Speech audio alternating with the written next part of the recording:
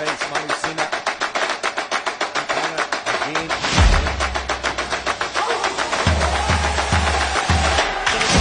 To Brighton. Brighton's got time to try and win it for Samoa. Stephen Brighton is a history maker.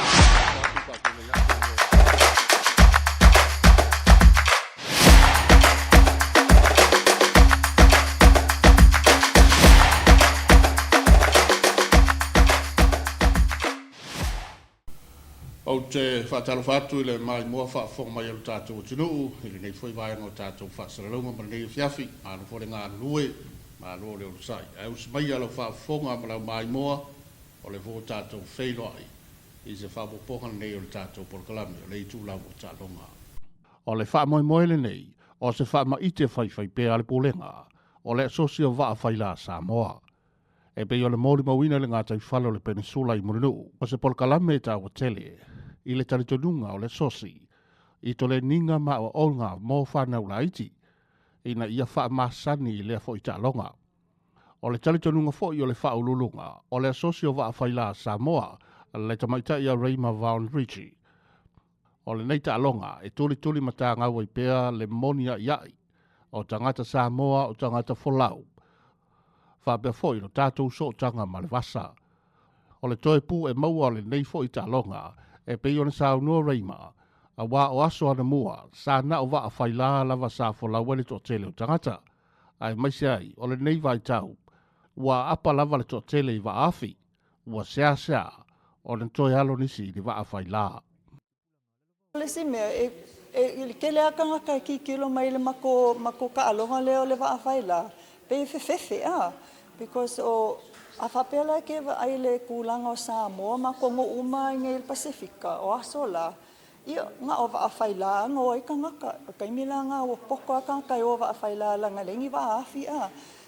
So, o la o wa ai, bo ke leanga le koe alunga ka wa a whaila. O isi kamai a kongo, e whaanga ko wa a whaila e o moku whapere sau mai i alu mangongo alu sa vai. A kaiminge, i o whaanga uma wa a awhi a. Wo le lola i kangaka pe whawhenga awe se wa a whaila. But a whapela lelo kong mawhaia mako e koe awele lawango ka maiki a onga maka maiki so sisia. E waku i kai muli ngui e a oa ola ko alu le wa a whaila. E mako wa a la iki ngai o i ka maiki la iki. So e maia e le whainga ka kele po a meo e kaunga ko mako e mamoli ako ka maiki ma sosoangi nga mako umale volunteer a papea ku i mako e sosoangi whaingo waa lang kapenga ngo waa lang le si foi me e mamafa waa ele mo fai se kam ki ko kasi se waa ka nga ko koluka mai ki pe ska ka mako si waa e al foi le siga ka lunga le waa i lunga le safety boat e waa ka mai ki o malembo sesi but e manga ya e ka kaunga ko ka kai le mulingo oe e vai pe bakula ko whāngau a maka mai le walu ko sanga le alulunga pohuale me e loa aul kam kiki. Toi a si hai lea le tātou i Itulau o Taaloga, o le whale to leni ale au si i ua mea mawhai tōna i mato. E pei o le whaanga solo ai le tāpenanga whai u. A le au masi atu mō Taaloga te tele le olimpeka i whalani. Lea ua sauni ai le sunga e dono pelonge. Male tamaita i a uni aro si paia.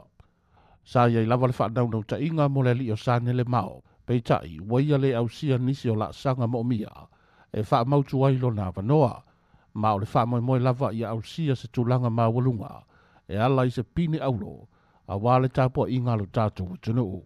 E pei ona maua i se wha taladoanga, ma le awhionga i a sia tātou au pepe Jerry Warlock. Ole, whaia onga le tātou au si i wa mea mafa.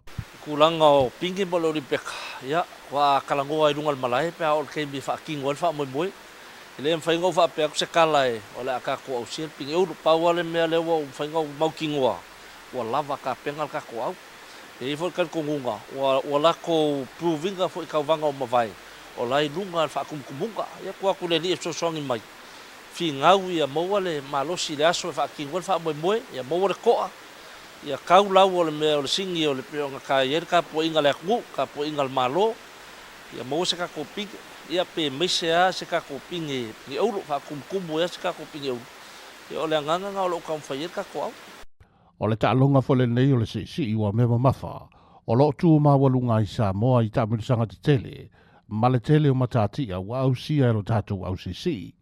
Lea fo i olo iai le wha moe moe, ia maluia na tau mawhainga, mo Taaloga le Olimpeka. Langoina le whale tupe o tangata nuu o Samoa, ma le fisoso ali tele le tatou maloe afa miliona, lea o lo tau walatu le wha la potonga o Taaloga, mo tāpenanga o le tatou au alo, lea o le atu ua lo tatou o tunu i le vai sonei. Ia, paluia tele le alo atu o le tatou au alo i Taaloga le Olimpeka, whapaluia whaile tua le tāpo inga so tatou o tunu, tatou whairoa i nawe aso mo mua mo seisi whawaponga le tatou polkalame, maluia tele whasau saunga alo tatou o tunu.